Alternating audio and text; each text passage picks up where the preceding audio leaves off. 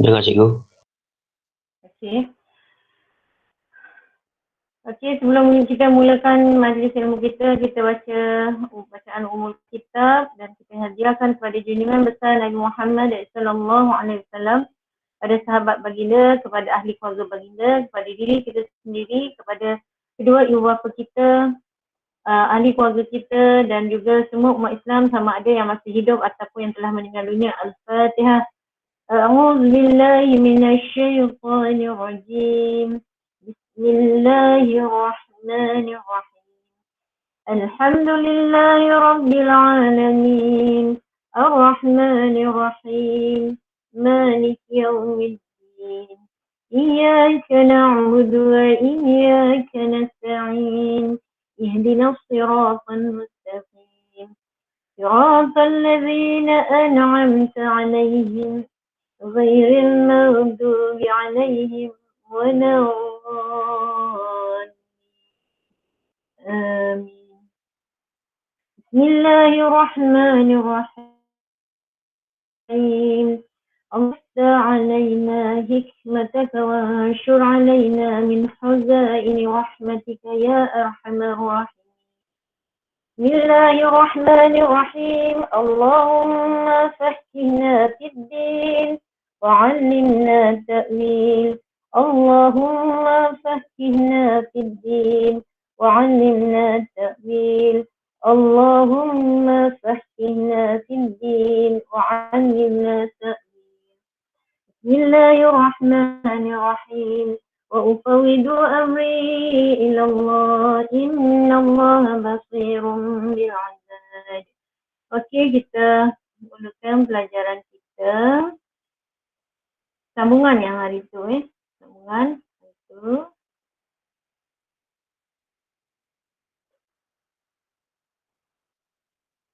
Okey.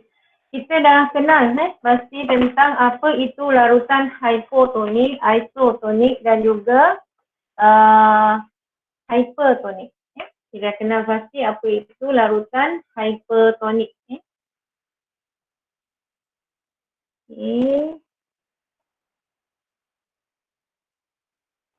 Okey, larutan hypotonik. Larutan yang lebih cair. Hypotonik.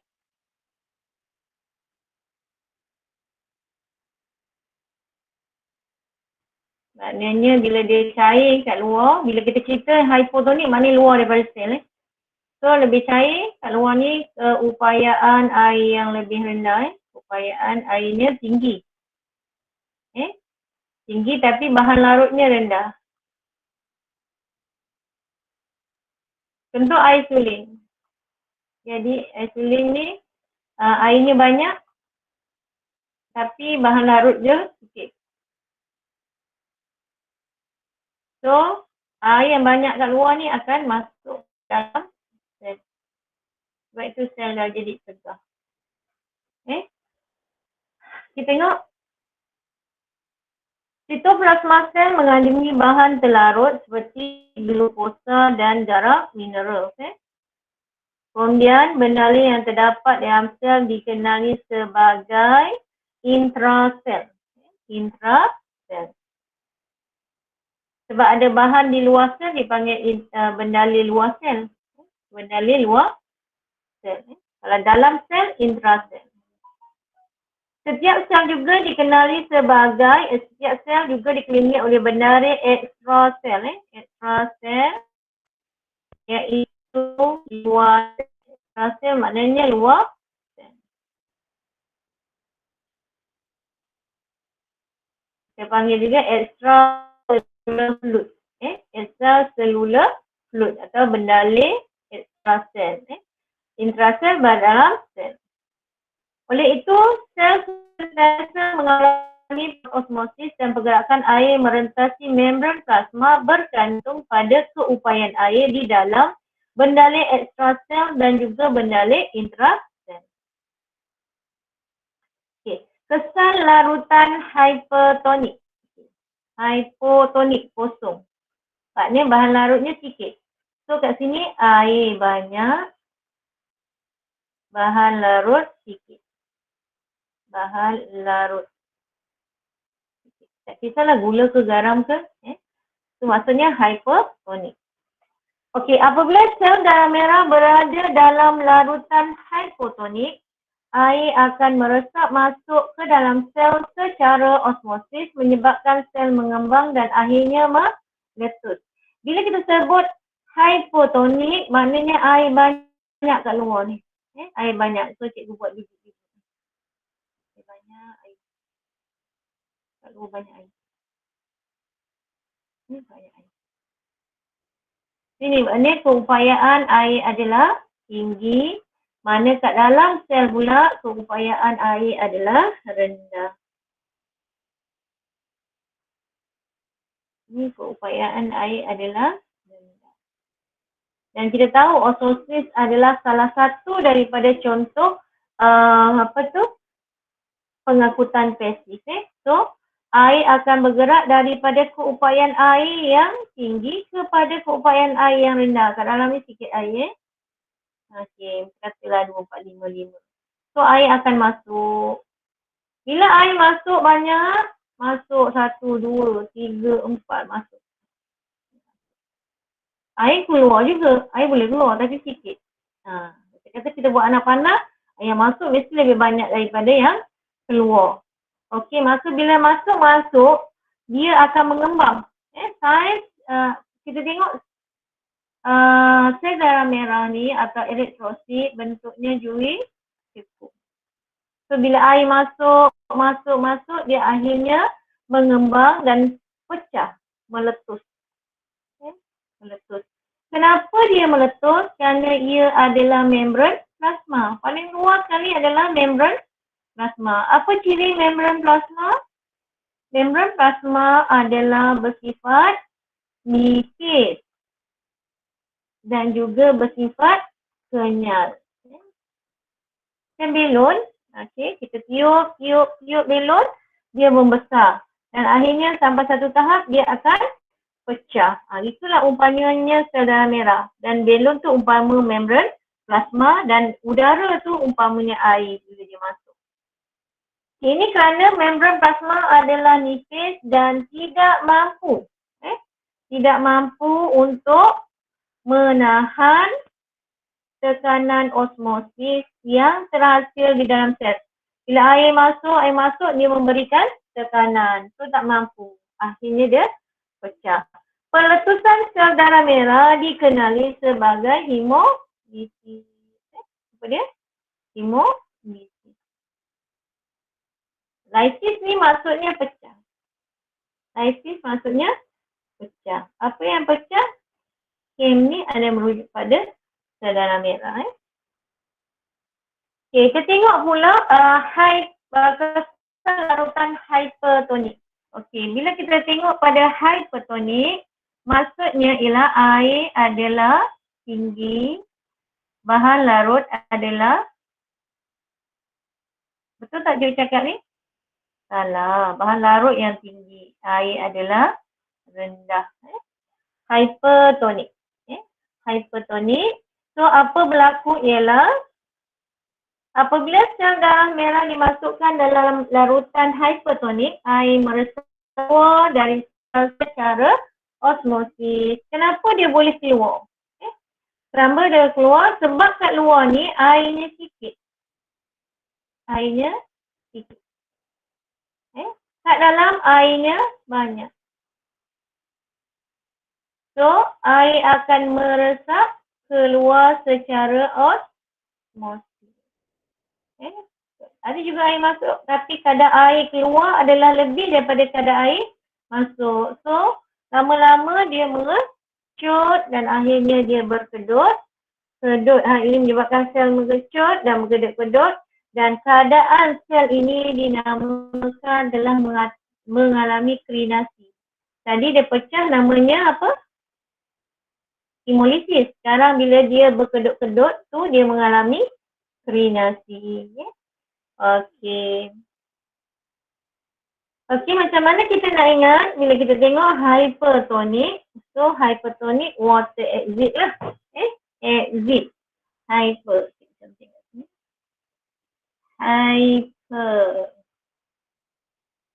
Hypertonic.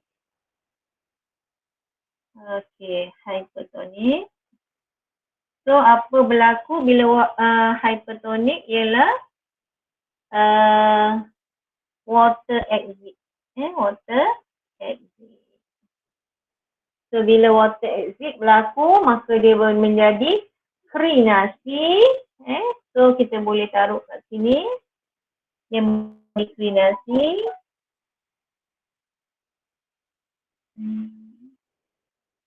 So kita boleh buat huruf dekat huruf E ni kita buat crenations. Crenations. Malaysia mak putih baru Melayu krinasi. Crenations. Apa itu crenation? Crenation adalah sel darah merah yang mengecut dan berkedut. Kedut tu hypertonic maksudnya apa? Hyper banyak. Maknanya apa je banyak? Bahan larutnya yang banyak. Okey, apa berlaku? Sel dia mengalami crenation. So connected ataupun krinasi. Macam mana kita nak ingat? Krinasi kita bolehlah buat selnya berkedut. Krinasi hanya berlaku dekat sel darah merah atau sel haiwan lah, krinasi. Selnya berkedut ataupun kecut. Kat sini kita boleh tulis kecut. Kita boleh tulis apa? Kecut. Selnya mengecut, prosesnya krinasi. Sel darah merahnya mengecut. Okey. Kita katalah kat atas. Kita tengok yang atas. Hemolisis. So hemolisis ni kita boleh tulis juga. Hemolisis. Okey. Darah merahnya pecah. Sel darah merah pecah. Hemolisis.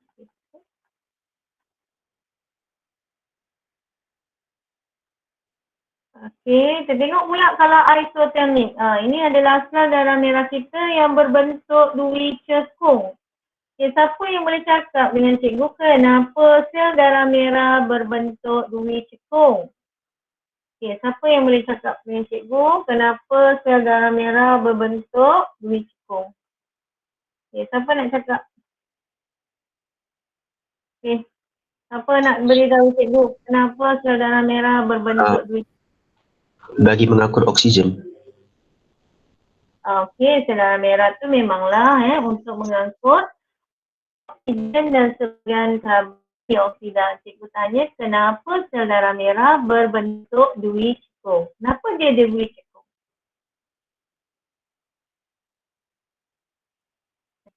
Cepat, siapa nak cuba? Niza? Munira? Cepat.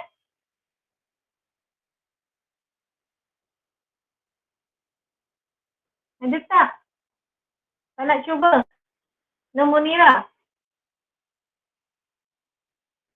Senyap je? Ain? Anis? Tak nak cuba tak apa.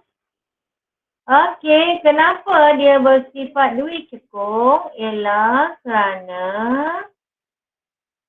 kita tahu kalau sel tu mesti ada membranoplasma, sitoplasma, ada dekat tengah-tengah ni kan? Betul tak? Okey, tetapi untuk sel darah merah yang matang, nukleusnya tak ada. So, bila nukleusnya tak ada, dalamnya roh kosong tu dia jadi duri cekung. Jadi duri cekung. Ini adalah sel darah merah yang sihat. Okey, isotonic. Kalau isotonic, cikgu tulis isotonic. So, cikgu suka buat. So, maknanya S. Cikgu pakai S kat situ. S maknanya sama. Sama apa? Same. Same concentration gradient. Same concentration atau sama kepekatan. Sama kepekatan. Luar dan dalam. So, bila sama kepekatan, kadar air masuk sama dengan kadar air keluar. Sama kadar air masuk dan keluar. Kemudian sama bentuknya. Sama bentuk. Kekallah sini. So, air merasa masuk ke dalam dan keluar secara osmosis pada kadar yang sama. Tiada pergerakan bersih air merentasi membran plasma. Tiada pergerakan bersih air. Maknanya kosong lah. Kita kata masuknya 5, keluarnya 5. 5 tolak 5, kosong. Itu yang dicakap tiada pergerakan bersih air merentasi membran plasma. Yang misal kata yang masuknya 5, yang keluarnya 5, so total dia kosong. Okey. Itu maksudnya isotonik. Contohlah kita punya larutan kita punya tu adalah misal kata kita ada larutan garam larutan garam 0.9%. Ni ada sel merah. Kat sini air dia,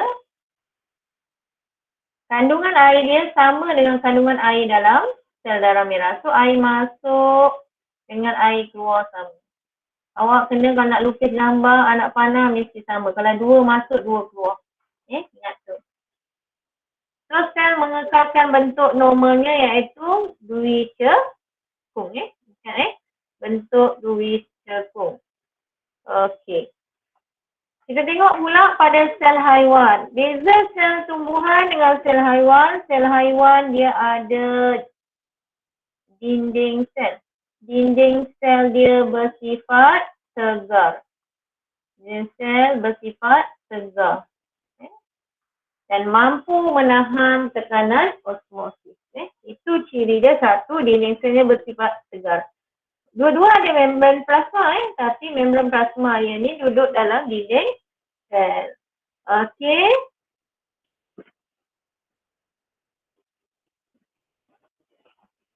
Kita tengok terhadap sel tumbuhan. Kesan larutan hypertonik. Hypotonik sekali lagi, cikgu ulang, air banyak, bahan larut sikit.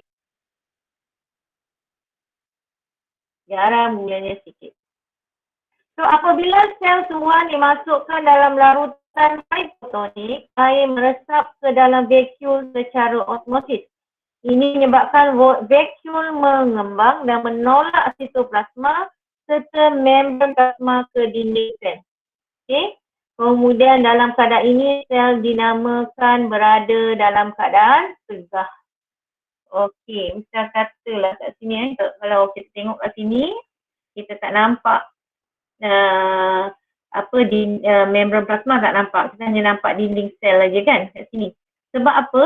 Sebab air dah masuk. Kita cakap hypotonik.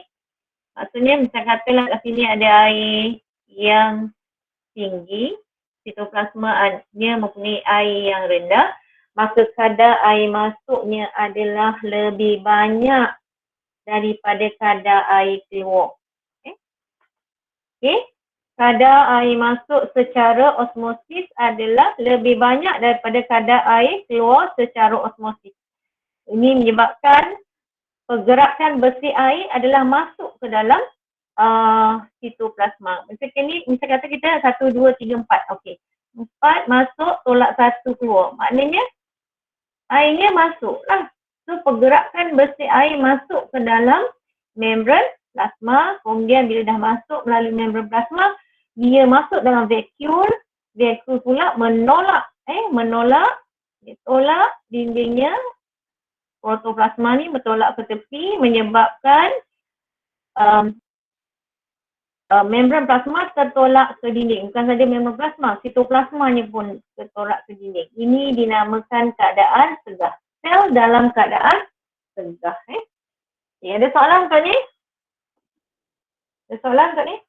Tak ada. Cikgu teruskan kepada okey, alhamdulillah. Kita tengok pada kesan larutan hypotonik. Larutan hypotonik. Sel tumbuhan tidak meletus kerana dinding sel adalah tegar dan kuat. Tadi cikgu dah cakap. Dia adalah tegar dan kuat. Tekanan segah adalah penting kepada tumbuhan kerana dapat memberikan sokongan dan mengekalkan bentuknya. Dia memberikan sokongan dan juga mengekalkan bentuk sel tersebut. Sebab itu bentuk sel tumbuhan dia tetap penting. Kesegahan sel menyebabkan sel pengawal mengembang supaya stoma terbuka untuk fotosintesis. Ini dia. Inilah kenapa kepentingannya kesegahan sel. Salah satu kepentingannya ialah supaya liang stoma dapat terbuka. Ini berlaku dekat liang stoma di mana kiri kanannya ada sel pengawal. Ulang kembali, kita tengok dulu liang stoma. Ni sel pengawal, ada 2 lapisan dinding. Ini dia bentuk macam kacang. Bila dia segar, dia akan terbuka ni, liangnya. Kita tengoklah hypertonik. Apa maksud hyper? Hyper. Tadi kita dah tulis hyper. Hypertonik. Hypertonik. Hypertonik maknanya hyper banyak. Lagi satu, bila bahan larut, maka water akan exit. Apa yang exit? Water exit. Sekarang, apabila sel tumbuhan dimasukkan ke dalam larutan hypertonik, air meresap keluar dari vakuum secara osmosis. Vakuum mengecil dan sitoplasma mengecut, menyebabkan membran plasma tertarik daripada dinding sel. Kalau kita tengok kat sini, gambar kat sini nampak? Ni membran plasmanya. Kalau tadi kita tak nampak dia punya membran plasma, sekarang kita dah nampak. Dia dah tertarik daripada dinding sel. Sebab dia dah kecut dah. Sitoplasmanya dah mengecut. Kenapa sitoplasmanya mengecut? Kerana air meresap keluar. Tadi kita dah cakap kalau hypertonik maknanya kat luar airnya sikit. Keupayaan airnya adalah rendah. Kat dalam keupayaan airnya adalah tinggi. Bila keupayaan airnya tinggi, maka dia akan meresap dari kawasan yang banyak kepada kawasan yang sedikit air. Dan sedikit je air yang masuk. Maka pergerakan bersih air adalah keluar daripada sel. Ini hypertonik, hyperexit. Sitoplasmanya mengecut, menyebabkan membran plasma tertarik daripada dinding sel.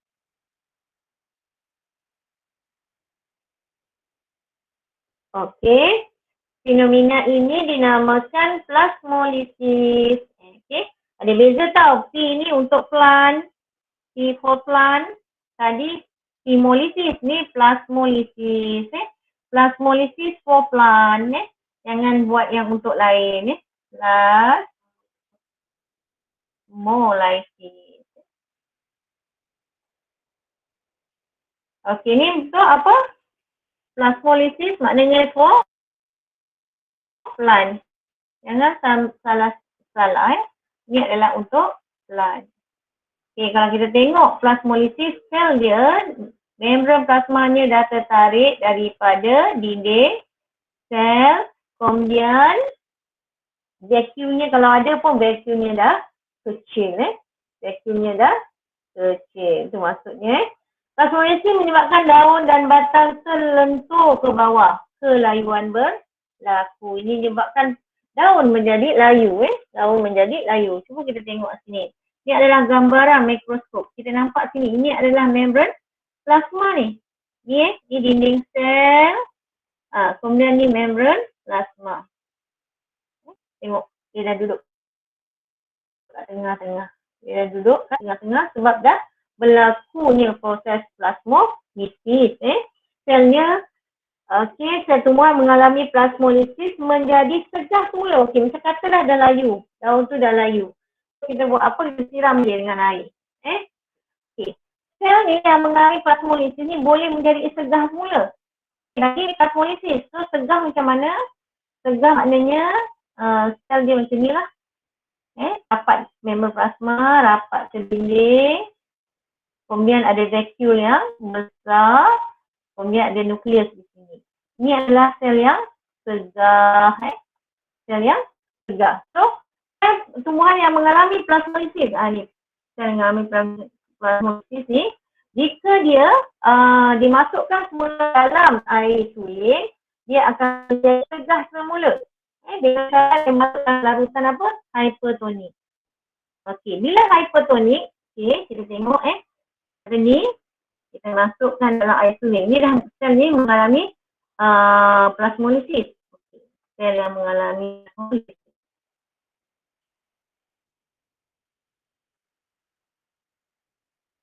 Okey, ni sel yang mengalami plasmolisis. Air dia sikit ke banyak kat dalam ni? Mestilah sikit sebab air dia tadi dah keluar kan. So maka kita tulis sini airnya sikit. Lepas tu kita masukkan dalam larutan hypotonik. Hypotonik maksudnya apa? Maksudnya ialah airnya banyak. So air banyak. So maka terdapat kecurunan kepekatan, maka air yang banyak keluar akan masuk ke dalam sel. Sel mengalami diplasmolisis. Misalnya dia akan menjadi segar semula. Ini akan jadi segar. Jadi segar. Misalnya segar semula. Sama kerana air telah masuk. Okey. Dan sel ini dinamakan telah mengalami diplasmolisis. Daripada plasmolisis jadi segar semula, ini namanya proses diplasmolisis. Yang plasmolisis tu. Okey, sesal larutan isotonik. Iso maknanya sama. Isotonik. Dia sama kepekatan, sama kadar air masuk keluar, sama rupa parasnya, bentuknya sama. So apabila sel tumbuhan dan larutan di luar bersifat isotonik, keupayaan air adalah sama. Pergerakan air meresap ke dalam dan keluar adalah sama. So sel berada dalam keadaan plasid. Sel yang sama ni dalam tumbuhan ni kita panggil dia sel dalam keadaan plasid. Okey. Plasid. Macam mana kita nak tulis dia? Okey. Plasid. Kita tulislah dalam keadaan normal. Okey. Keadaan normal dia. Plasid. Kalau orang putih, plasid. CID. So, sama bentuk dia sama dengan bentuk asal. Okey. So, kesan larutan yang berbeza kat atas sel tumbuhan. Kita dah tahu ini. Kalau larutan hypertonik, sel haiwan dia mengalami proses simosis pecah. Manakala sel tumbuhan, dia segar. Kenapa dia pecah dekat sel haiwan? Kerana membran plasma tidak mampu menahan tekanan segar. Kerana membran plasma nipis, tidak mampu menahan tekanan osmosis. Kenapa dia boleh segar pula? Sel tumbuhan kerana dinding sel bersifat apa? Bersifat segar dan kuat. Maka dia mampu menahan tekanan osmosis. Larutan hypotonik pula, hyper maknanya air banyak. Kemudian E for exit. So air keluar. Apa jadi kalau air keluar dalam sel tumbuhan yang mengalami proses stimulasi, selnya mengecut dan berkedut. Kedut untuk sel tumbuhan pula namanya plasmolisis. Air keluar juga. Selnya namanya plasid. Manakala larutan isotonik, S14. S4 sama. Untuk sel tumbuhan, air masuk dengan air keluar dia sama, haiwan pun sama. Sel haiwan adalah normal. Manakala sel isotonik ni plastik ni, ni bukan. Selnya kita tulis selnya mengalami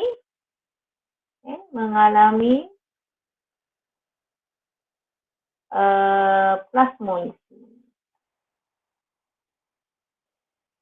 Betul. Sorry. Terconfuse sikit. Ni betul. Okey.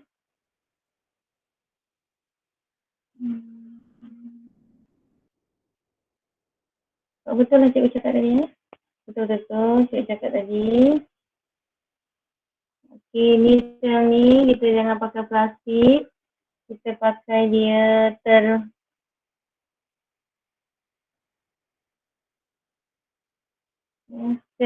mengalami plasmolisis ataupun sel terplasmolisis. Sel terplasmolisis.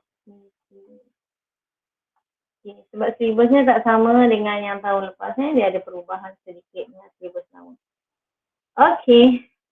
Sel darah merah, ini dua cekung. Kenapa dua cekung? Sebab nukleus dia tak ada. Okey, bila dimasukkan larutan hypertonik, maknanya airnya sikit tapi bahan larutnya banyak. Pekat. Hypertonik ni pekat, tu water exit. Isotonik same, sama. Maka kadar air masuk sama dengan kadar air keluar. Kat sini hypotonik, air banyak, cari bahan larut sikit. Kalau dah kosong dalamnya, masuk je lah air. So air masuk lebih banyak daripada air keluar. So sel dia, okey, keadaan sel. Ini namanya prosesnya klinasi. Selnya berkedut ataupun selnya mengecut. Ini prosesnya, proses osmosis lah, air masuk tu osmosis. Kemudian selnya adalah normal, normal. Yang ini pula, ini air masuk, kemudian selnya mengalami hemolisis. Selnya pecah, prosesnya hemolisis, sel pecah. Okey, kemudian kita tengok bawang. Bawang adalah sel tumbuhan, sel tumbuhan. Kita tengok kat sini kalau hypertonik maknanya air sikit, bahan larut banyak. Air sikit, bahan larut banyak. Jadi water exit, dia nampak air tu keluar. Okey, sebab itulah sel ni dinamakan plasmolisis. Selnya dinamakan plasmolisis. Mengalami plasmolisis. Plasmolisis ni adalah proses, mengalami proses plasmolisis. Sel ni dikatakan adalah terplasmolisis. Sel ni dinamakan terplasmolisis.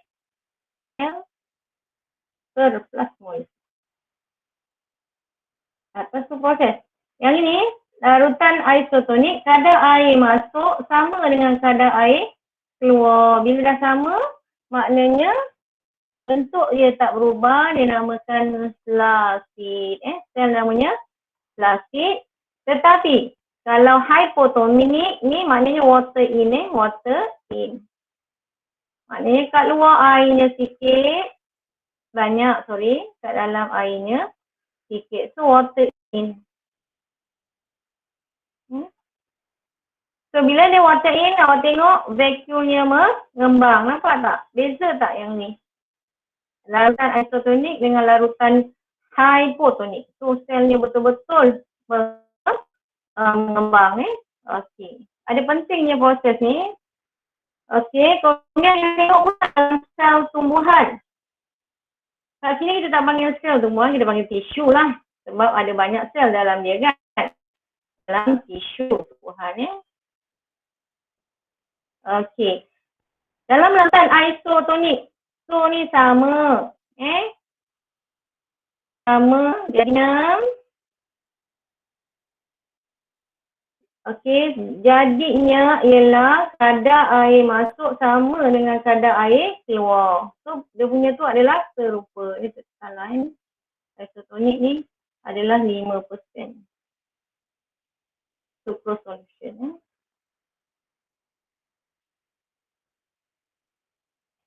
Bila isotonik, kadar air masuk sama dengan kadar air keluar. So, air keluar. Air masuk. Okey, air tak boleh masuk ke epidermis ni. Air mesti masuk dekat bahagian yang dipotong. Dekat bahagian yang dipotong. Kita katalah kita ada batang sawi, batang dia, kita nak buat eksperimen ni.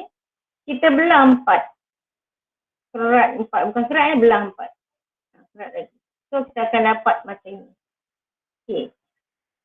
Ini adalah kadar air masuk sama dengan kadar air keluar.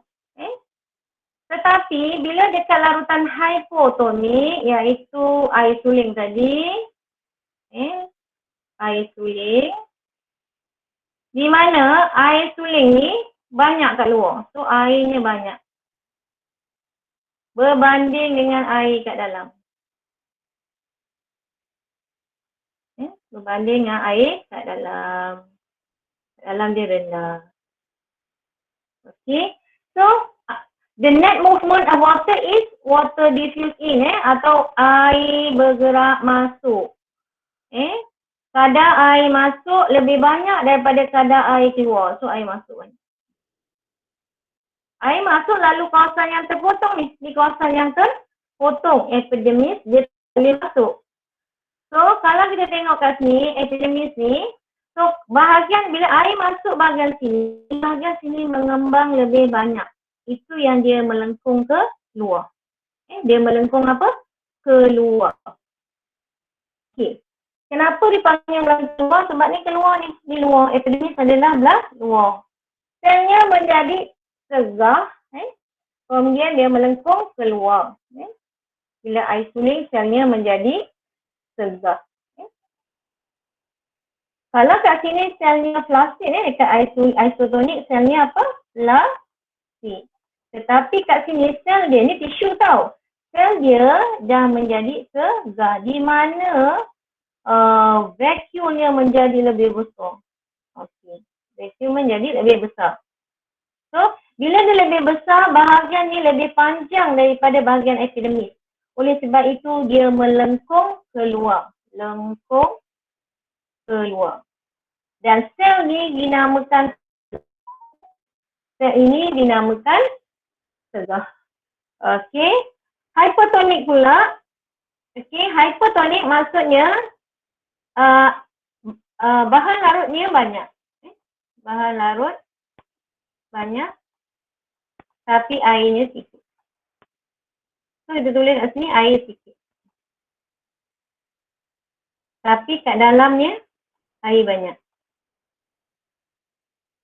So, air yang banyak kat dalam ni akan meresap keluar secara osmosis. Kadar air keluar lebih banyak daripada kadar air masuk. Salah ni gambarnya salah. Kadar air masuk. Okey. Jadi cikgu buat anak panah masuk satu je. So, pergerakan bersih air adalah masuk ke dalam sel. So, bila keluar daripada sel sebalik. Air pergerakan air adalah keluar daripada sel. So, bila tu selnya tu akan mengecut.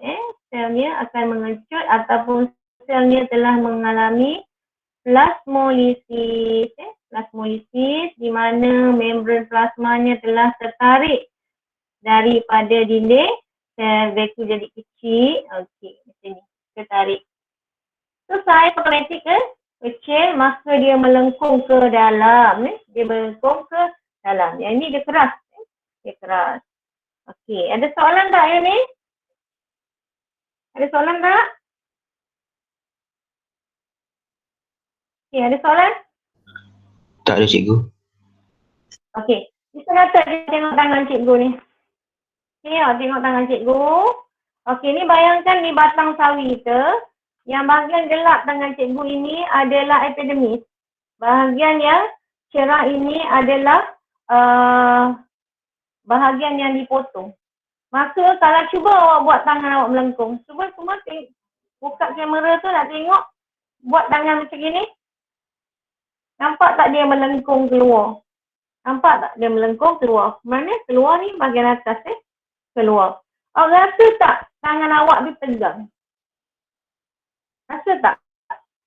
Rasa cikgu. Rasa cikgu. Okay, bila rasa tu maksudnya apa? Air tu banyak masuk ke dalam sel. So, melengkung keluar, kalau kita tengok kat sini, dia adalah apa? Hypotonik. Air masuk ke dalam sel. Kalau macam ini, iso, sama je. Sama. Kemudian cuba awak buat tangan awak macam ni. Lemah tak tangannya? Lembut je kan? Lembik. Betul? So, ni melengkung ke dalam. Maknanya air telah keluar daripada sel. Itu dia kalau ikut macam mana cara kita nak mengingat. Kemudian kita patah balik kepada kita punya ni. Okay, ni nampak kena buat eksperimen ya. Awak kena buat eksperimen dan buat video. Okay. So, ini sama ulangan. Okay, masuk dalam air suling. Air suling adalah hypotonik. Ni. Macam mana cara nak menerangkan bila dia dimasukkan dalam air suling. So, kita permulaan kita mesti tulis. Air suling adalah hypotonik kepada sel darah merah. Buat itu poin pertama. Poin kedua. Kalau hypotonik, apa cerita dengan keupayaan air? So, keupayaan air di dalam air suling adalah lebih daripada sel darah merah. Terdapat tak kecurunan kepekatan? Terdapat. Maka kadar air masuk ke dalam sel darah merah secara osmosis adalah lebih daripada kadar air keluar. Okay. Dia cakap, so apakah pergerakan bersih dia? So pergerakan bersih air ialah adalah masuk ke dalam sel. Ni kalau nak tulis struktur ke jawapan struktur ke esei ke mesti ikut step macam ni ke dalam sel darah merah. Apa jadi pada sel darah merah? Sel darah merah mengembang, membesar dan akhirnya pecah. Dalam sel darah merah ni ada hemoglobin ni, maka dia akan mengeluarkan isi kandungan dia. Okay, kenapa sel darah merah pecah? Kerana apa? Kerana membran plasma tidak mampu menahan tekanan osmosis.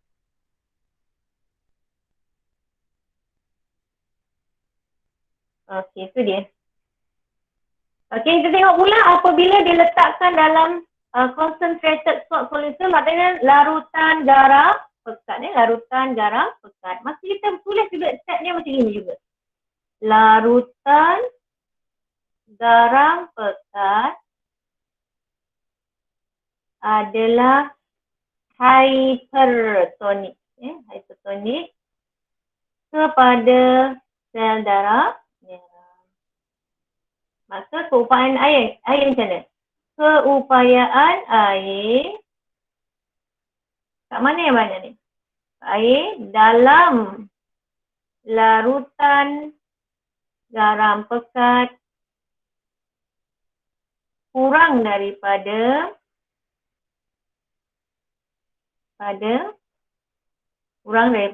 sel darah merah. So, kadar, kita dah tahu dah, bila hyper, maknanya water exit kadar air keluar daripada sel darah merah secara osmosis, ingat ni kena tulis, secara osmosis adalah lebih daripada kadar air masuk. Maka pergerakan bersih air ke dalam ke luar? Tolong respon sikit, pergerakan bersih air. Apa dia? Daniel? Keluar. Anis? Okey. Pergerakan bersih air adalah keluar daripada apa jadi pada sitoplasma dia dalam dia? Apa jadi? Tolong respon. Sitoplasma dia jadi apa?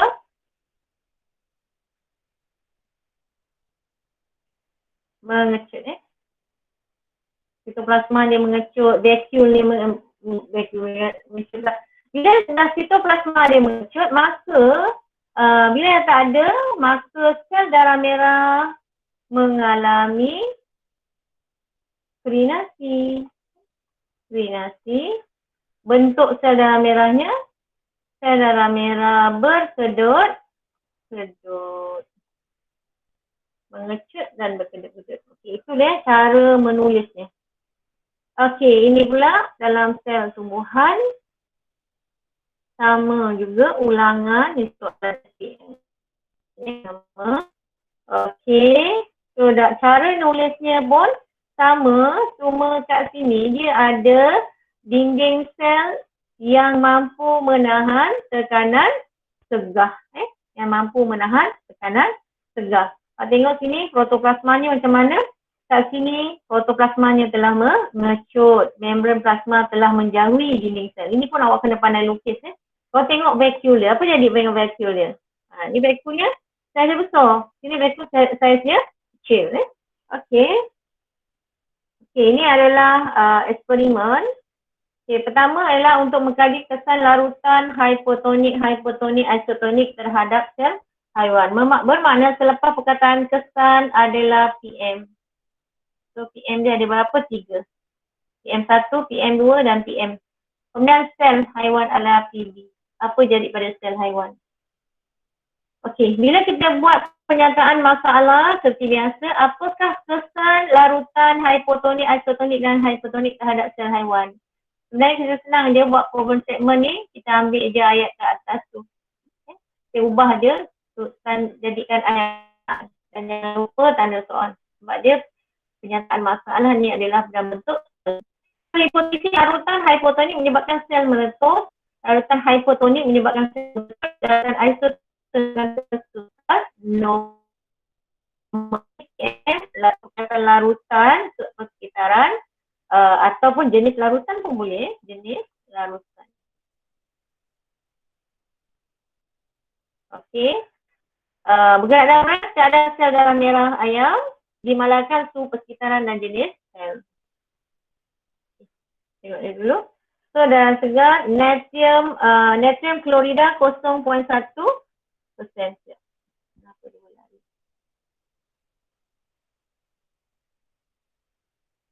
Okey. Air suling mewakili hypotonik. Mana yang hyper? Molar. Ni mol kita panggil ni molar. So 0.5 molar. Ini adalah pekat. Jadinya hypertonik. Maka kita suspek 0.15 adalah isotonik.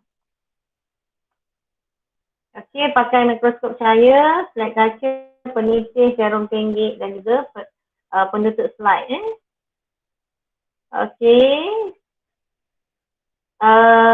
Titiskan setitik darah pada slide A dan slide dengan penutup kaca, perhati bentuk sel darah merah melalui mikroskop cahaya. Kemudian untuk sel lagi satu ada titiskan dengan isolin. Kemudian tutup dengan slide kaca. Okey, pada masa yang sama letak kertas suras pada sisi ni yang bertanding tangan supaya darah ditarik merentasi bahagian bawah penutup slide kaca. Okey. Ini ni, kita tahu darah, lepas tu kita ada slide kaca, kita dah tahu slide. Kita nak supaya darah tu mengalir ke bawah slide kaca, kita sedut. Macam sedut lah. Kertas suras ni macam menyediakan keadaan untuk menyedut. Okey, ulang eksperimen ini. Kemudian kita tengok bawah mikroskop. Maka manakah agaknya yang berkeadaan normal? Okey, sel darah merah saja. Okey, sel darah merah saja. Sel darah merah dengan air suling. Dia meletus sebab hypotonik. Sel darah merah dalam larutan natrium klorida. Ini dianggap isotonik. Kemudian sel darah merah dalam larutan pekat, maka dia berkedut. Okey, terangkan. Tadi cikgu dah terangkan tu. Bila nak terangkan mesti apa? Mesti tulis step-step-stepnya. Okey, step dia apa tadi? Mula-mula misalnya kita ambil yang air suling. So, air suling adalah hypotonik kepada sel darah merah. So, keupayaan air suling dalam air suling adalah lebih tinggi daripada keupayaan air dalam sel darah merah. Ini menyebabkan air meresap masuk ke dalam sel darah merah secara osmosis. Sel pun mengembang dan akhirnya pecah kerana sel darah merah tidak mempunyai jenis sel ataupun memang plasma adalah bersifat nipis dan tidak mampu menahan tekanan rendah. Okay. Itulah contoh dia. Okey, ini untuk sel tumbuhan, kita pakai sel kulit bawang sama je. So, keputusannya adalah kalau air suling ni maknanya sel dia adalah tegah. Membran plasma dia tegah betul lah. Vacuumnya besar. Tahu nukleus. Okay. Okay, yang last lagi diairkan dengan air suling. Kalau ni dah air suling juga. Okay. Kemudian kita tengok yang pekat. Apa jadi yang pekat? Dia mengalami plasmolis di mana dinding sel telah menjauhi membran plasma. Membran plasmanya telah menjauhi dinding sel. Kita nampak macam tu. So vacuumnya menjadi kecil, ada nukleus. Ni. Kalau 0.5 pula, dia menjadi plastik. Vacuumnya berbanding dengan sel tegah ni, dia kecil sedikit. Dia kecil sedikit. Tapi dia tidaklah sampai kecil sikit je. Okay. Dia tidak adalah menjauhi dinding sel macam tu. Okey. Kita tengok soalan dia. Terangkan apa berlaku pada sel berikut apabila direndam dalam larutan yang berkepekatan bahan larut lebih tinggi. Bahan larut lebih tinggi maknanya high. Apa dia? High apa? High apa? Anis? Daniel? Danish? High apa? Hypertonic. Okey, bagus. Hypertonic. Hypertonic maknanya E for E. E for apa? E for apa? Water exit. Yes, good. Water exit. So, kalau water exit dekat sel darah merah mengalami krinasi. Untuk sel tumbuhan pula, sel tumbuhan mengalami plasmolisis. P for plant. Hanya untuk plant saja. Ingat. So, krinasi dia berkedut. Kedut prosesnya krinasi. Tapi dia punya selnya berkedut. mengalami plasmolisis. Selnya apa? Selnya telah mengalami selnya terplasmolisis. Betul tak? Hipotonik. Salah. Selnya telah jadi apa? Terplasmolisis. Ingat selnya telah mengalami terplasmolisis. Ini. Nanti awak jangan tak salin nota tau. Salin. Bila kita salin, kita ingat. Okay, terangkan kesan larutan hipotonik kepada sel darah merah pula. Ini sel darah merah ni hipotonik.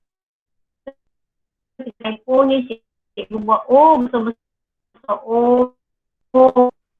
Hipotonik. Okay. Kenapa nak menunjukkan bahawa selnya akan mengembang? Air akan masuk. Okay. Apabila sel dimasuk dalam larutan hipotonik, maka air akan meresap masuk secara menyebabkan sel mengembang, akhirnya meletus. Peletusan sel darah merah dikatakan dikenali sebagai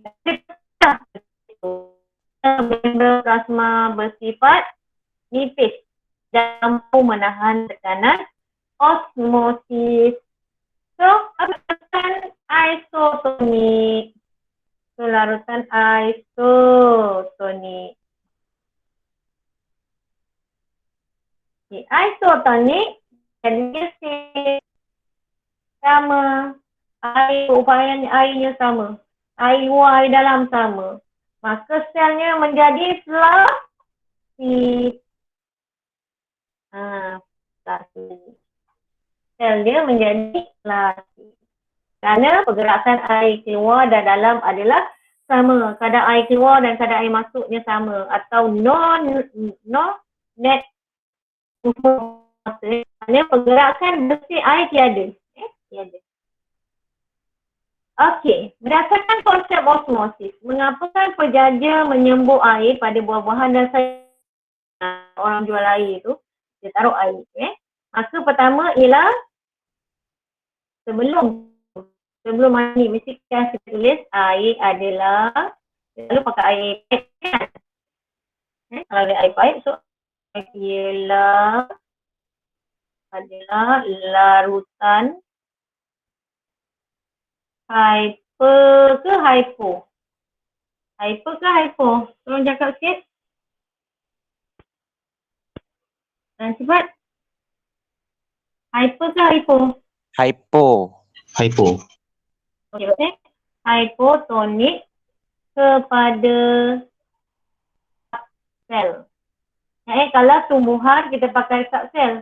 Sel buahan dan sayur-sayuran. Tapi kalau sel haiwan jangan tahu sel darah merah, sel ayam itu. Okay. Kemudian barulah poin kedua, air meresap masuk ke dalam sel sayur dan buahan secara osmosis. Vacuum mengembang, subsel dalam vacuum menolak sitoplasma dan membran plasma tertolak ke dinding sel. Ini menyebabkan sayur dan buah kembali segar. Okey. Jelaskan apa yang berlaku apabila gula ditabur pada buah strawberry. Okey, gula. Gula air sikit kan? Dan bahan larut iaitu gula adalah banyak. Ini menjadikan hypertonik. Sekedar luar menjadi hypertonik berbanding dengan subsel dalam strawberry. Airnya air meresap keluar secara osmosis. Sel dia jadi apa? Terplasmolisis, dia jadi lembik. Jadi lembik. Okey, sekarang kita tengok pula pergerakan bahan merentasi membran plasma dalam kehidupan harian. Ni. Sekiranya pembajaan dilakukan, semua akan mengalami kelayuan. Kita baja lebih ni, terutama waktu panas sekarang ni. Okey, bila baja lebih, apa jadinya? Maknanya ion banyak lah kan? Okey. Bila baja lebih ni, banyaknya banyak, tapi airnya sikit. menjadi larutan apa ni? Dia menjadi apa? Kalau air banyak air sikit jadi larutan apa?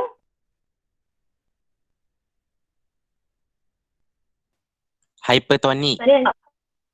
Okey, bagus. Hypertonic. Okey, kita dah tahu bila kita dah kenal pasti dia hypertonic, kita dah tahu air exit tu water exit. So, bahagian larut dalam air tanah menjadikan air tanah hypertonik kepada subsel akar. Kita dah belajar dah subsel akar rambut ni akar rambut. So, sama juga ada dinding sel, ada vacuole. Okey, maka bahan larut menyebabkan air tanah menjadi hypertonik ke dalam subsel akar rambut. Airnya air meresap keluar. The net movement of water is out from the cell. Secara osmosis dari sel akar ke dalam tanah dan sel akan mengalami plasmolisis. Air keluar jadi dia jadi plasmolisis. So sel dalam tumbuhan akan pulih apabila bila air keluar sel plasmolisis dia jadi layu. Pokoknya layu, selnya terplasmolisis. Pokok selnya apa? Terplasmolisis. Selnya akan jadi macam ni Ya. Selnya akan jadi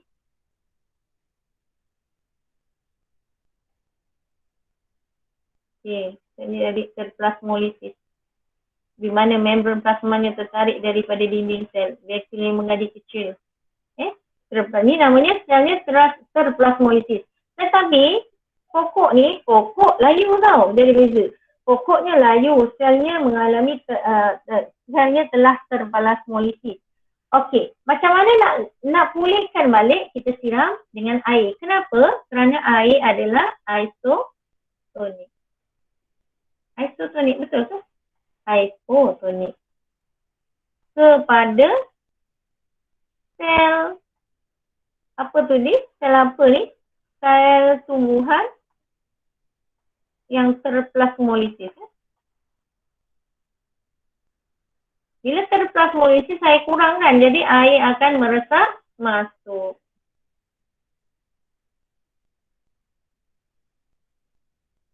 Ke dalam sel secara osmosis. Maka dia pun mengalami diplasmolisis. Asal tempoh plasmolisis adalah layu. Tapi kalau panjang sangat dia mati. Tapi dia sekejap kita siram air dia segah semula. Okey.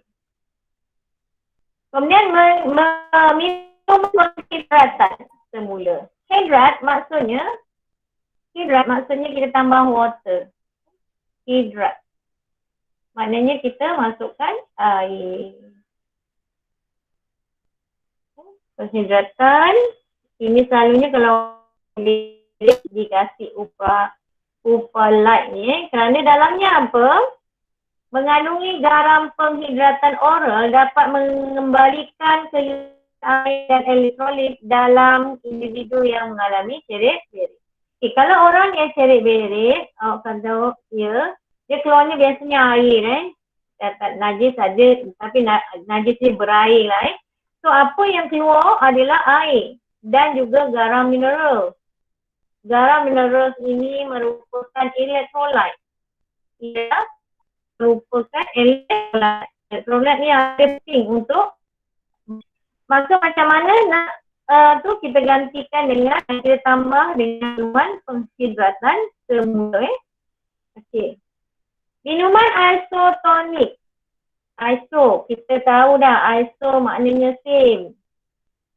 Same quotient antara sel darah merah kita dengan 100 plus ni sama. Dia punya kepekatan dia, keupayaan air dia adalah sama. So, minuman isotonik bagi atlet dapat menggantikan bendaleh serta elektrolit seperti kalium dan natrium badan yang hilang melalui perpuluhan. Sebab atlet ataupun kita bersukan berkebun ke, kita keluar peluh. So, dalam peluh itu ada air dan juga ada garam mineral. Maka dalam ni Dah ada air, ada garam, mineral. Okey. Tetapi air dan garam mineral ni konsentrasi dia adalah sama dengan sel darah merah kita. Okey, biasanya kalau orang demam, budak demam ke budak muntah ke, kasih minum air ni. Okey, selain, larutan selain. Apa itu larutan selain?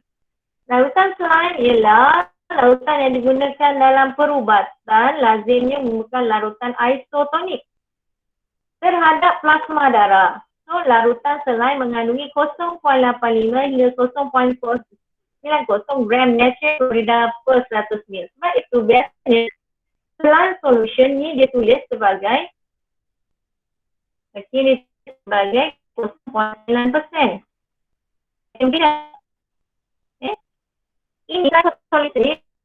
Kedai ni kalau awak pergi famsi, dia ada nak cuci kontak lens atau nak cuci untuk orang cuci luka. Itu maksudnya 0.9% kalau kita nak boleh kita timbang 0.9. Kita dah dapat 100 mil. Kita dah buat mil, kita darab 10 saja. 9 gram larut dalam 1000. Nak sekarang dari mil. Soalan ni, semua selain dalam kata, kalau kita masukkan dalam pesakit punya larutan yang tak sama, bukan isotonik, nanti sel dalam makanan kita sama ada pecah ataupun berkedut-kedut. Kalau pecah dah terpakai dah untuk mengangkut mengangkut sel darah. Kalau berkedut-kedut pun tak boleh nak mengangkut juga kerana jumlah permukaan perisi pada telah menjadi kecil. Berkedut-kedut kan? Okey, itu dia. So nak ingat dia, dia adalah isotonik. Kat sini kita boleh tulis saline solution. Contoh. Okey. Lagi satu adalah liposome. Liposome ialah ubat yang vesikel yang mengandungi larutan aqueous yang dikelilingi oleh membran dui lapisan fosfolipid. Liposome digunakan untuk melindungi ubatan atau bahan aktif yang dimakan secara oral daripada dimusnahkan oleh jus gester. Dengan cara ini, ubat dapat sampai ke sel sasaran. Okey, inilah ni. Dui lapisan fosfolipid, liposome. So, ubatnya duduk kat tengah-tengah je. Ubat yang tak larut air diangkut di kawasan hidrofobik. Yang tak larut air duduk kawasan sini. Yang larut air duduk kat dalam. Dalam tengah-tengah dia. Okey. Lagi satu adalah osmosis berbalik atau kita biasa kita tulis reverse osmosis. Ini ada dalam air. Kadang-kadang dia tulis melalui reverse osmosis. Okay. Tengok dulu. Osmosis balik ialah teknologi yang biasanya digunakan untuk memperoleh air tawar daripada air laut melalui proses penyahgaraman. Dalam peralatan osmosis berbalik, tekanan dikenakan ke atas air laut untuk melalui membran telak memilih. Telak memilih. Kemudian membran ini membenarkan molekul air saja melalui manakala zarah, benda asing, garam dan mikroorganisma dihalang. Kita tengok gambar ni. Kat sini adalah telak memilih. Dia masukkan air laut, kemudian dia beri tekanan.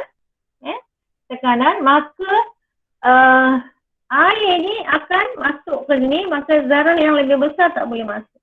Walaupun zarah asing. Okey. Tapi dalam keadaan biasa, kalau osmosis biasa lah, ini sebab itu dipanggil berbalik. Kalau osmosis biasa, kalau air laut kat sini adalah air suling, saya kata. So kat sini keupayaan air adalah tinggi sebab dia tak ada bahan laut. Kat sini keupayaan air adalah rendah. So sepatutnya air akan masuk ke dalam air laut kan? Ini keadaan yang biasa kita belajar. Ini adalah membran telah memilih. Sebab itu dipanggil osmosis berbalik. Sebab sepatutnya air ni pergi masuk ke air laut. Tapi tak, ni air laut masuk dekat air tawar ni kerana telah diberikan tekanan ni. Tekanan diberikan. Maka air je yang boleh masuk. Maka dapatlah air yang tawar daripada air laut. Maka air yang keluar adalah air tawar yang clean. Okey, kita tengok sini. Terangkan mengapa pengawitan cili hijau menggunakan cuka dan gula. Pengawitan menggunakan gula.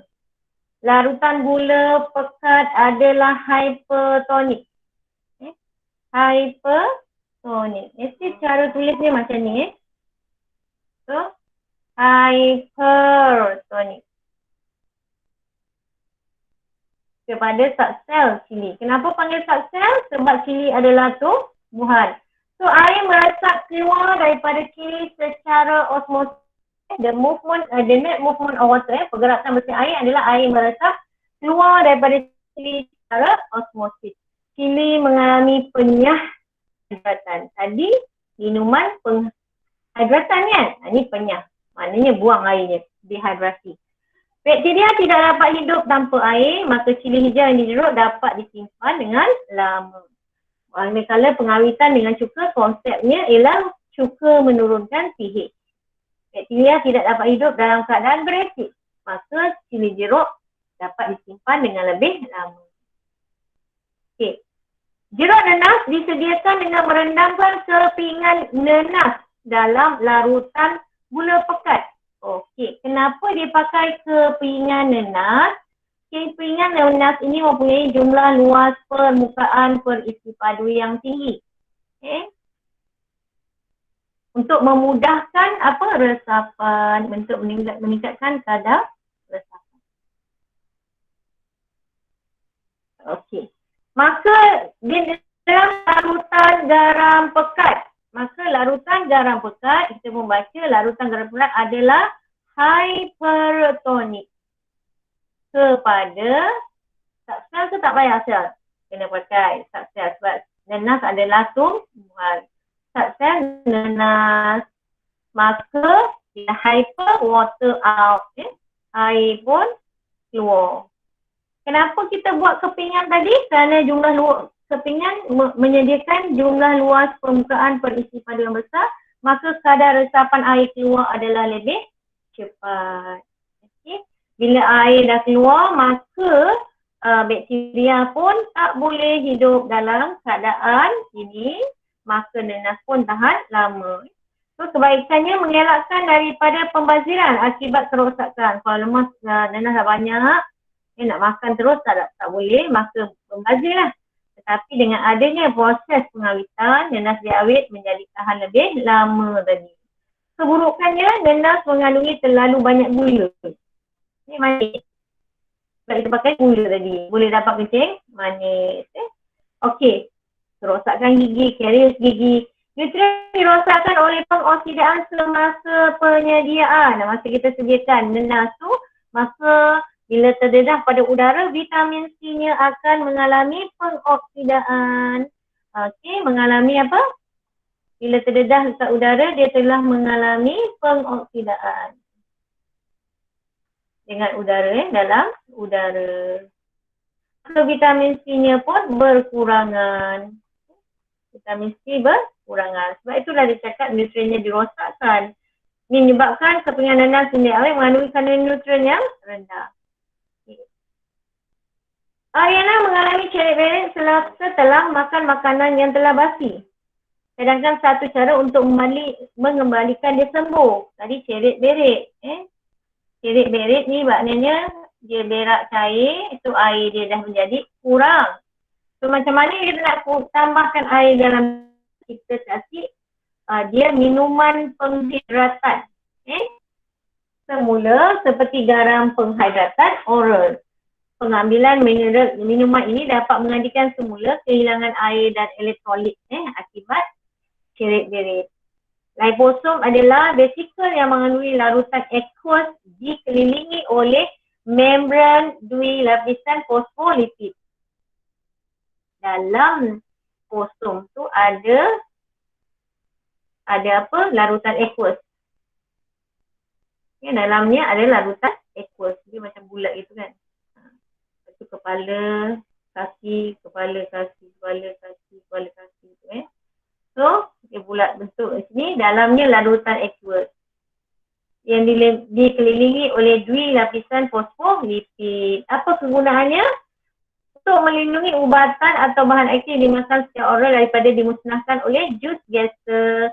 Ini menyebabkan ubat akan sampai ke sel sasaran dengan berkesan. Ini yang larut air duduk kat sini, yang larut lipid duduk kat sini. Okay, dah habis. Kita tengok soalan yang praktis tu. Okay. Nyatakan maksud pengangkutan aktif. Aktif ke pasif? Pasif. Okey, pasif. Bila kita sebut pasif, dia melibatkan apa? Simple diffusion atau resapan ringkas. Apa ni? Facilitated diffusion. Diffusion dan osmosis. Ni namanya resapan berbantu. Dari satu adalah osmosis. Osmosis adalah H2O air. H2O, osmosis. Okey, kalau kita tengok.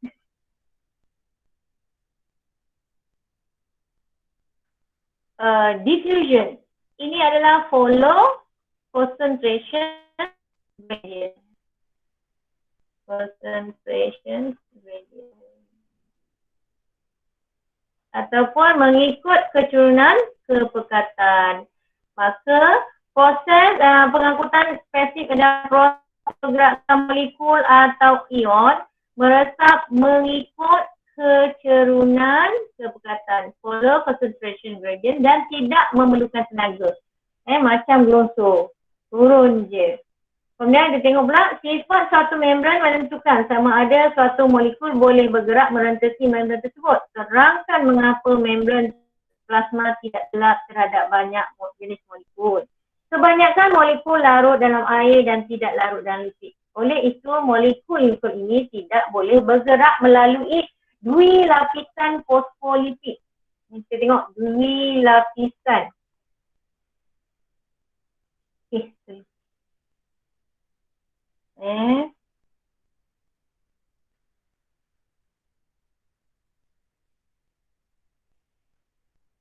Dui lapisan fosfolipid. Dui lapisan. So kalau cikgu buat macam ni. Kita lapisan fosfolipid. Okay. Bila kita tengok dui lapisan fosfolipid, kita tengok bahan yang boleh lalu dia adalah L. Fosfolipid. Fosfolipid. Tertinggal pula fosfolipid. Jadi bahan yang ni mestilah lipid soluble. Maknanya mesti larut air. Larut lipid. Apa dia? Asid lemak gliserol. Adik. Adik. Okey, lagi satu. Dia mestilah small molecule. Small molecule. Apa dia small molecule? Water. Carbon dioksida. Air. Apa tadi? Oksigen. Okey. Setengah molekul yang terlalu besar, contohnya molekul glukosa. Glukosa tak boleh lalu ke fosfolipid. Satu kerana glukosa ni larut air. Ini untuk larut lipid. Okey, maka glukosa yang besar lalu carrier protein. Ion natrium tidak boleh meresap merentasi dui lapisan fosfolipid. Kenapa? Why? Kenapa ion natrium ni tak boleh? Because dia adalah larut air. Ion adalah larut air. Dia tak boleh larut air, tak boleh lalu kat sini. Okey, maka dia boleh bergerak melalui ekofosfolipid ataupun dia bergerak melalui protein pembawa. Uraikan mengapa makanan yang diawet dengan larutan gula pekat. Larutan gula pekat merupakan larutan hypertonik kepada sel makanan. Okey, misal katalah sel ni makanan ni sel apa? Okey, sel apa? Apa-apalah sedikit. Okay. Larutan gula pekat. Kat luar adalah larutan gula pekat. Okay, larutan gula pekat di mana airnya adalah sikit, gulanya banyak. Manakala kat dalam dia, bila dah kita sebut hypertonik, mestilah kat dalamnya airnya banyak. Lawannya banyak. Air akan meresap keluar secara osmosis. Ada tak air masuk? Ada sikit. So the net movement is out from the cell. Maknanya pergerakan bersih air adalah meresap keluar daripada sel. So bila air keluar daripada sel dia telah mengalami penyahidratan. Okay, bila tak ada air, maka dia mikroorganisma pun tak boleh hidup. Sedangkan peranan vacuum mengecut dalam mengawal keseimbangan air dalam amoeba. Okey, amoeba ni. Okey, amoeba. Amoeba ni ada vacuum mengecut, kemudian ada nukleus. Ini kita panggil vacuum mengecut. Okay, kat mana amoeba hidup? Dia hidup di air tawar. So, air tawar adalah hypotonik kepada amoeba. So, air meresap masuk ke dalam vacuum mengecut. Okay, bila air ni hypotonik ni kan, hypotonik, maka pengupayaan air adalah tinggi kat luar, kat dalam pengupayaan air adalah rendah. Bila dia masuk ke dalam sitoplasma, kemudian dia akan masuk dalam vacuum. Maka vacuumnya membesar. Kemudian mengembang dan membesar ke saiz maksimum. Vacuum tersebut akan bergerak ke membran sel. Okay. Kemudian dia akan mengecut dan mengeluarkan air yang berlebihan ke persekitaran. Dia mengelakkan pelutusan daripada berlaku. Okey, misal katalah dia dah besar tu kan. Okey, bila dia dah besar, apa dia buat ialah dia akan bergerak ke vacuumnya itu akan bergerak ke tepi sel. Vacuum dia akan bergerak ke tepi sel. Kemudian dia akan mengecut dan membebaskan vacuum tu, membebaskan kandungan dalam vacuum iaitu air tadi. Apabila dia tinggalkan ke dalam air laut. Okey, air laut. Kita tengok air laut. Ni apa? Air laut. Air banyak ke air sikit? So airnya sikit tapi garamnya banyak. Iaitu hypertonik. So kat dalam ni pula, bila air luarnya sikit, ini kat dalam airnya banyak.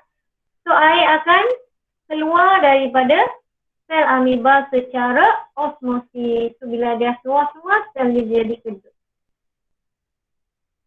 Jadi kedut. Kerana air meresap keluar secara osmosis, so amoeba pun mati. Okey, ni rajah menunjukkan komponen sel yang boleh dijumpai dalam sel. Apa nama komponen sel? Ini adalah membran plasma. X adalah fosfolipid bilayer atau dui lapisan fosfolipid. Manakala Y adalah protein pembawa.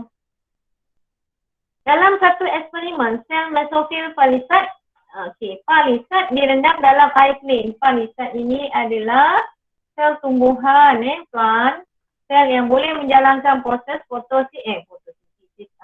fotosintesis yang mempunyai kandungan kloroplas yang banyak. Sedangkan apa berlaku kepada sel tersebut? Dalam air clean, air clean adalah hypotonik terhadap sel tumbuhan.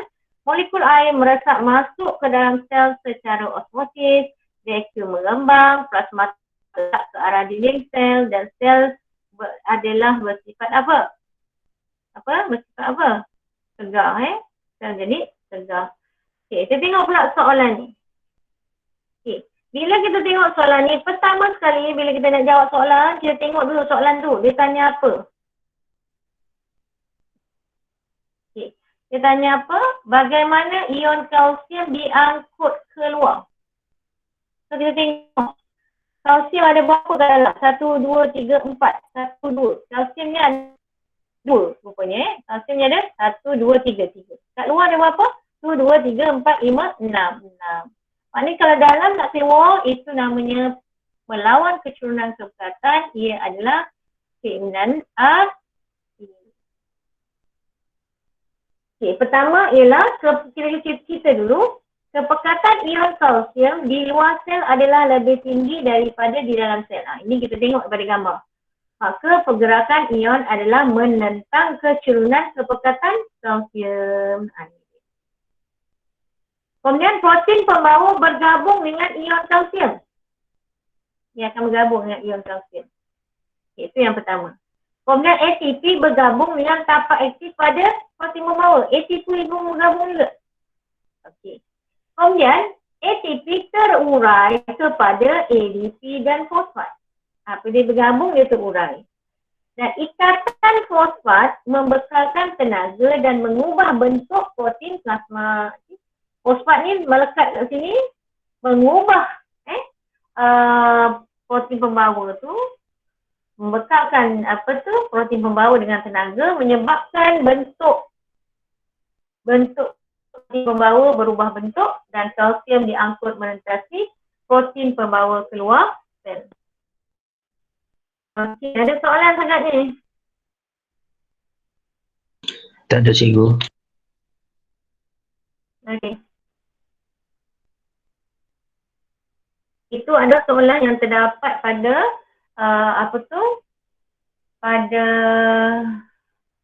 pada buku teks awak tu Saya guna awak jawab dalam buku latihan sebagai itu adalah sebagai ujian pentaksiran bilik darjah. Okey. Aidil ada soalan? Tak ada cikgu. Tak ada. So boleh jawab. Macam mana kita punya progres tentang telur?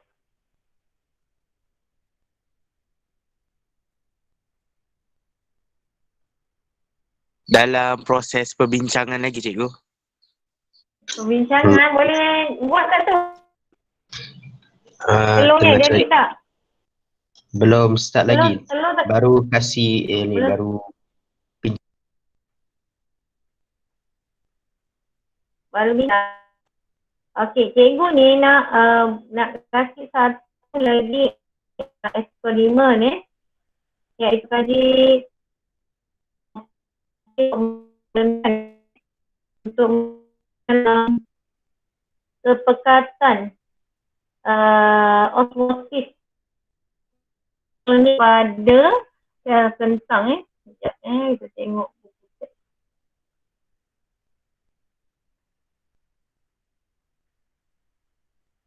Ni dia.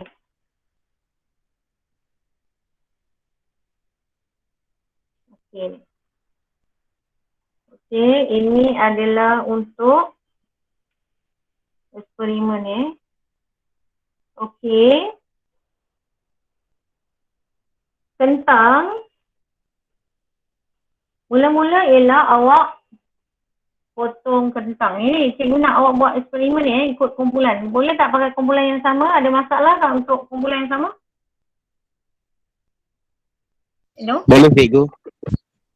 Boleh Okey, cuba tengok kat sini ni. Siapa ada buku teks boleh tengok kat buku teks. Okey, mengkaji kepekatan larutan sel yang isotonik kepada subsel ubi kentang. Okey. Kat sini, sekejap ada boleh tak cantik-cantik lagi. Tak boleh. Okey, tak apa. Okay, apakah kepekatan larutan luar sel yang isotonik terhadap subsel ubi kentang? Maka kepekatan luar sel itu adalah PM dan kepada ubi kentang tu adalah bergerak balas. Sebenarnya bergerak balas. Okey. Kalau ni macam tak nampak sangat dia punya penyataan masalah. Okey, kita tengok dulu pemboleh ubah dulu. Kat sini kepekatan dimanipulasikan adalah kepekatan larutan sukrosa. Manakala bergerak balah adalah peratusan jisim silinder ubi kentang. Maka PB ni adalah perubahan jisim ubi kentang.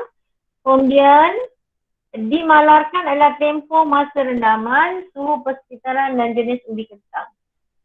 Hipotesis, kepekatan larutan luar sel yang isotonik terhadap subsel kentang ialah kepekatan yang tidak mengubah jisim ubi kentang. Kat sini ni jisim ubi kentang adalah PB. Okey, apa yang dibuat pakai ni? Ubi kentang, air suling, larutan sukrosa. Okey, kat rumah tak boleh nak kira molar. Boleh nak kira molar. Okey, awak boleh je.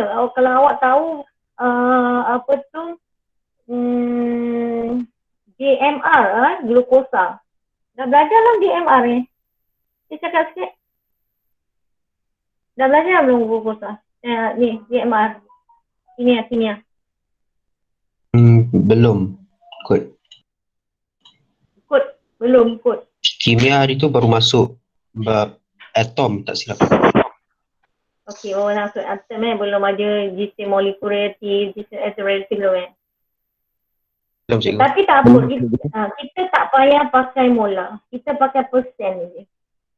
Kita pakai persen sekejap.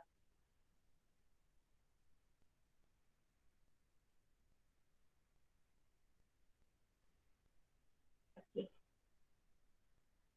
Boleh penting rasanya. Okey. Ini kita pakai persen. So kita pakailah 1%, 2%, 3%, 4%, 5%, 6%. Macam mana nak kira 1%? Senang. Kita timbang 1 gram sukrosa. Gula kat rumah tu namanya sukrosa. Kita larutkan dia dalam 100 ml air. Kat rumah tak ada air suling, tak apa. Pakai je air pahit. Boleh. 1 gram sukrosa. Okey. Kalau macam rapat sangat ni, kita boleh lah ubah. Maksudnya pakai 2 gram, 2%. Okey, kita ubah lah. Kita ubah jadi 2%, 4%, 6%, 8%. Macam tu. Okey. Kentang senang, ada kentang. Penebuk gabus tak ada. Okey, penebuk gabus tak ada tapi ada cetak kuih tak kat rumah? Yang ada besi tu macam buat kuih tu, ada tak? Ada cikgu. Belum cari. Ada. Ada tak? Ada rasanya. Ada. Nanti awak potong, tekan tu kan. Dapatlah berapa. Kita kata dapat 5. Saiz ni mesti samalah, tebalnya pun samalah. So kalau misal kata setiap set tu biar 5. Buat 5. Satu tabung tu buat 5. Okey. Ini kita pakai pencetak kuih. Pisau, poset tak ada, pembaris, bika 50 ml, silinder penyukat, silinder tak ada, tak apa, pakai je apa yang ada kat rumah. Penyimbang mesti ada. Okey. Okey, kita bika kita sampai berapa ni? Tadi kita sampai satu lagi 0%. 0% memang kita pakai air pahit saja. So ada 1, 2, 3, 4, 5. Okey, 1 biji kentang tu dapat berapa cetak kuih tu? Kita katalah dapat 5. Kalau 5, semua ni 5. 5 tu kentang yang berbentuk cetak kuih tu. Okey, kemudian kita tengok.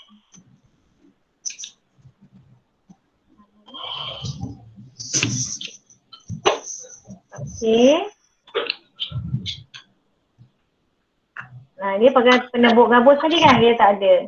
Okey, kemudian potong silinder kentang. Kita tak ada silinder kentang, kita pakai cetak kuih tu aja. Okey. Kemudian masukkan dalam, misal katalah cetak kita bentuk bulat. Bentuk bulat. Okey. Bentuk bulat. Misal katalah cetak kuih kau tu bentuk bulat. Okey, ada 4, ada 5. Okey. Masukkan sebelum tu awak kena timbang semua. Timbang semua ni, okey 5 ni berapa dia punya gram? Timbang setiap set tu timbang. Okay, masukkan. Kemudian masukkan dalam air suling, dalam 2%. Okey. Sampai berapa tadi? 0, 2, 4, 6, 8 kata. So dalam ni ada berapa? 5. 1, 2, 3, 4, 5. Timbang dulu tau. Sebelum tu timbang dulu. Okey. Kemudian dah siap ni, semua dah masukkan. Masa awak selepas 30 minit ke, ataupun 1 jam ke, kalau rasa macam lambat susah nak masuk, potong 1 jam. Tapi yang belum off ni. Okey. Kemudian timbang. Dah ni keluar timbang. Sebelum timbang lap. Lap air yang kat luar ya, timbang. Okey. Nampak tak? Okey, kemudian rekod lah. Okey. Jisim silinder kentang. Okey, untuk 5 silinder kentang tu berapa jisim awalnya? Misal kata 5 gram. Tulis kat sini. Lepas tu akhirnya dari 10 gram. Tolakkan 10 tolak 5 berapa. Kemudian perubahan jisim. Macam mana nak kira perubahan jisim ni? Macam mana nak kira perubahan jisim? Ialah dia katalah air suling asalnya 5. 5 cetak kuih tu dia timbangkan serentak dapat 5, kemudian akhir dia terdapat 10. Jadinya berapa? 10 tolak 5 tinggal 5 gram. So berapa perubahan jisim kentang? 5. Berapa asal dia? 5. Beratnya asal dah 100. Jadinya 100% perubahannya. Kalau kosong ni berapa pula? Ni. Saya kata berat asalnya 5. Kemudian dia punya tu 9 bisa katalah kan. So 9 tolak 5. Dapat berapa?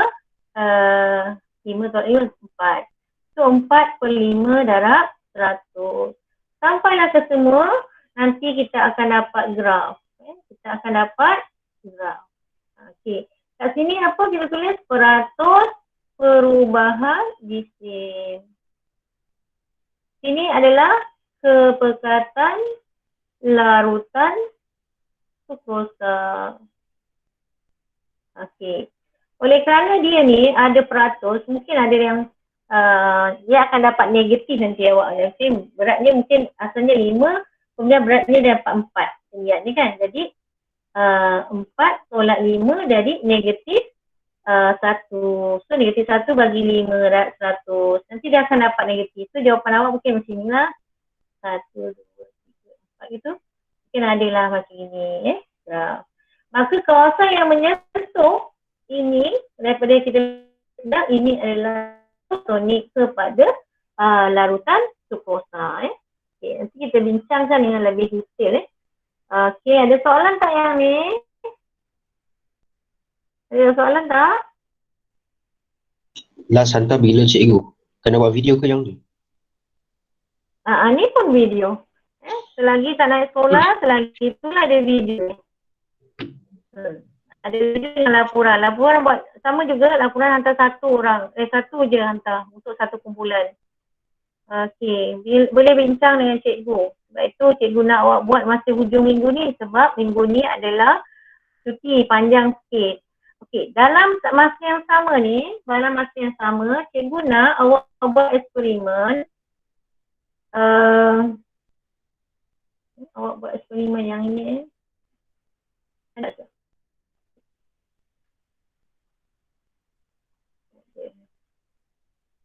Nak cikgu nak awak buat eksperimen yang ni tak ada dah dalam ni, tapi ni sel kan. Cikgu nak awak buat eksperimen yang apa tu? Cikgu tuliskan ni.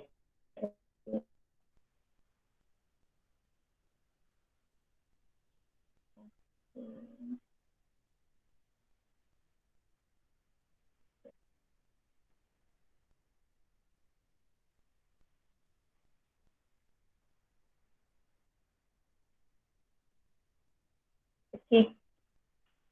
So, jadi eksperimennya ada dua kan. Satu lagi ialah cikgu nak awak beli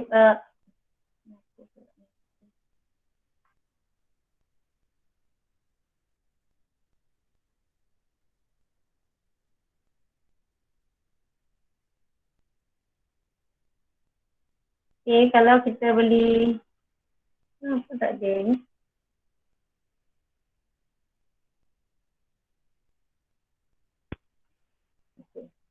Kalau awak beli sawi ke kailan ke buat masak, nanti batang dia minta dengan mak awak tu jangan habiskan satu je. Ataupun boleh, bayam pun boleh. Kerat sini, lepas tu kerat belah dua, sini kerat bukan belah lepas tu kerat lagi. So awak akan dapat macam gini nanti. Sini dapat 4 kan.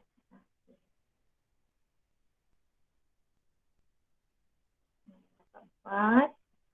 Tadi kan awak dah buat larutan tadi kan. Selepas awak buat larutan yang masa awak rendam dalam bekas tu yang cetak kuih tadi, awak taruh air suling, awak boleh rendam sekali, tumpangkan sekali ni, tumpang dalam ni. Masukkan sekali. Ni pun masukkan. Kemudian selepas sejam atau setengah jam tadi, keluarkan. Awak cuba awak tengok. Kalau 0% ni nanti awak akan nampak dia melengkung keluar. Dia melengkung keluar. Gitu. Macam gambar yang cikgu tunjuk tadi. Awak lukis, ambil gambar. Ambil gambar. Tunjukkan kesan-kesan dia. Okey, itu sama lah. So, bila awak buat ni, awak buat serentak dengan yang ni. Bayam, Okey. Ini adalah kesan, tajuknya eksperimen ialah mengkaji kesan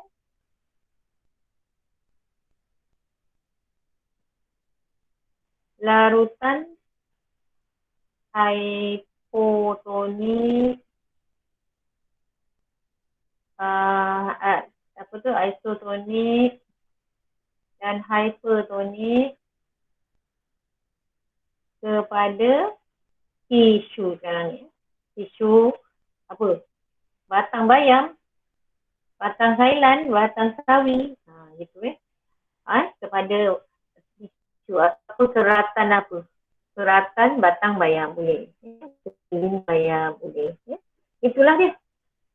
Okey, itu adalah tugasan kita. Tugasan kita untuk hujung minggu ni. So, dia cikgu kira dah selesai lah kan. Untuk topik pengekutan merentasi membran. So, untuk ini kita ada tugasan. Cikgu ulang tugasan bab ni. Tugasannya adalah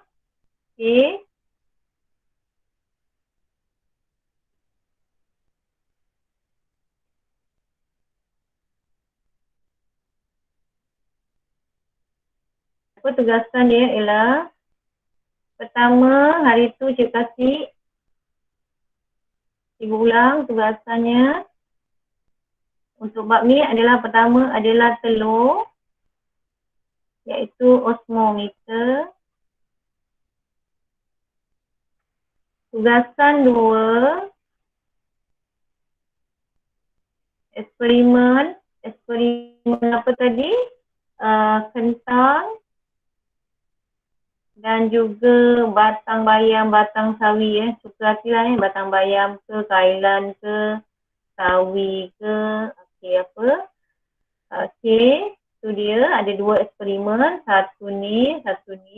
Jadi eksperimen 3 dan tugasan 3 adalah soalan bab ni, bab pergerakan merentasi membran. Ini adalah tugas 2. Ini berdua. Ini tugas berkumpulan yang tu. Ini pun berkumpulan. Okey, ada 3 tugasan untuk bab ni. So tolong atur masa dengan baik. Kemudian untuk tugasan yang hari tu, okey, bagus, cikgu suka. Dan antara banyak-banyak tu ada satu kumpulan, ada satu kumpulan cikgu cara dia terangkan.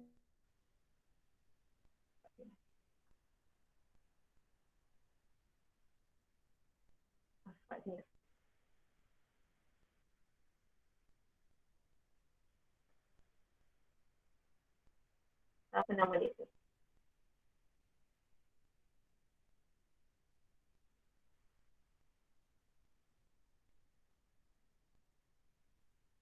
Nanti cikgu share lah dia punya link tu siapa yang cikgu suka sebab dia menerangkan kenapa jawapannya tu diterima, kenapa jawapan tu tak diterima. Okey, cikgu suka macam gitu. Nanti awak boleh buat macam dia kalau boleh muzik tu tak ada sebab takut muzik tu nanti mengganggu suara awak. Kemudian suara tu kuat sikit cakap Okey, bagus sebab kalau cikgu share tu dalam group nanti orang lain boleh tengok. Bila orang lain tengok, orang lain mendapat faedah, awak dapat pahala. Okey, ada soalan? Nur Munira? Macam nak bercakap? Cikgu nak tanya. Ya, boleh. Tak apa. Munirah dulu cikgu. Dia nak cakap. Okey, Munira cakap dulu.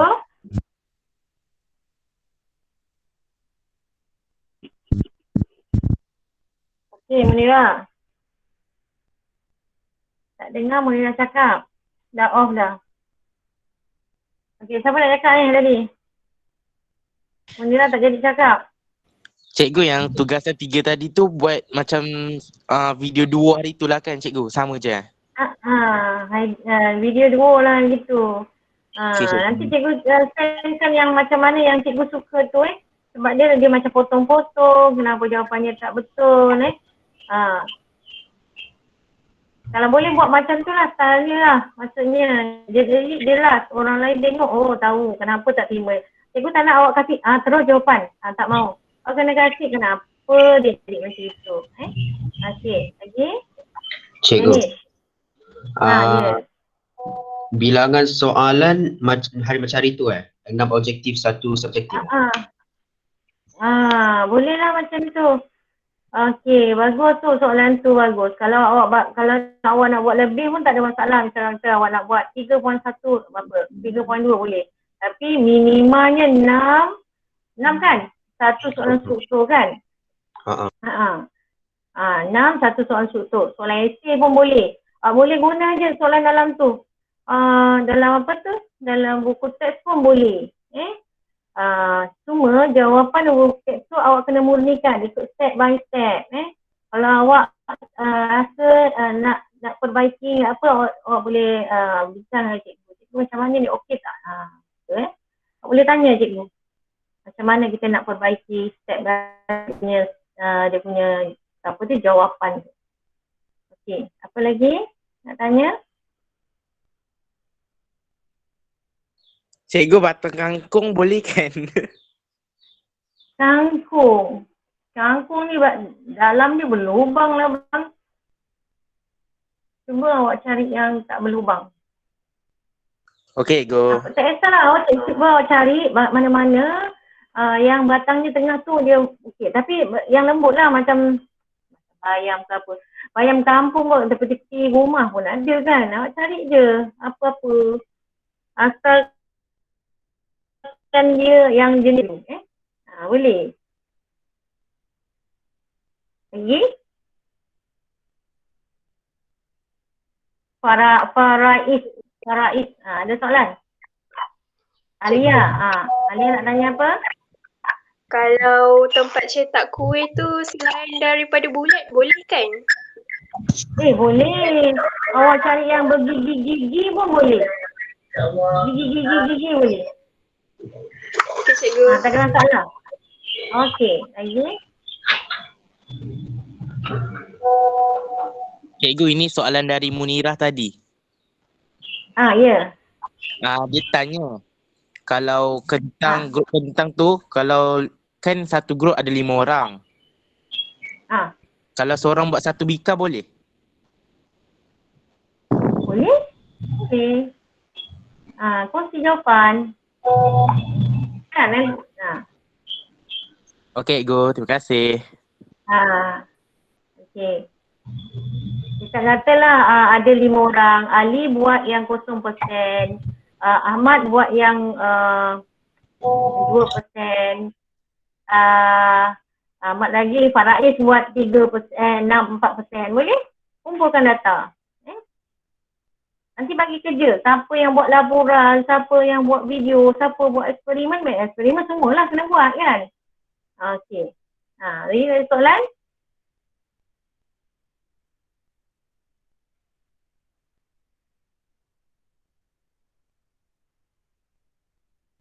Tak ada soalan tak? Dah okey? Semua dah okey? Okey, Cikgu. Okey cikgu.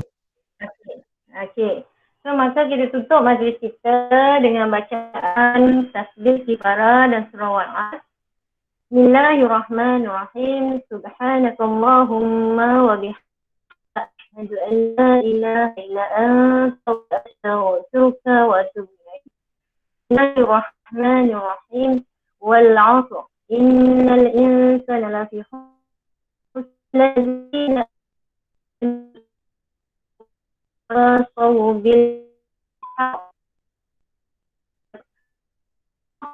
Maaf atas kesilapan mana-mana terkurang.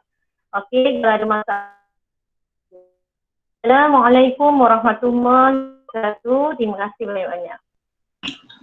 Waalaikumsalam. Terima kasih cikgu.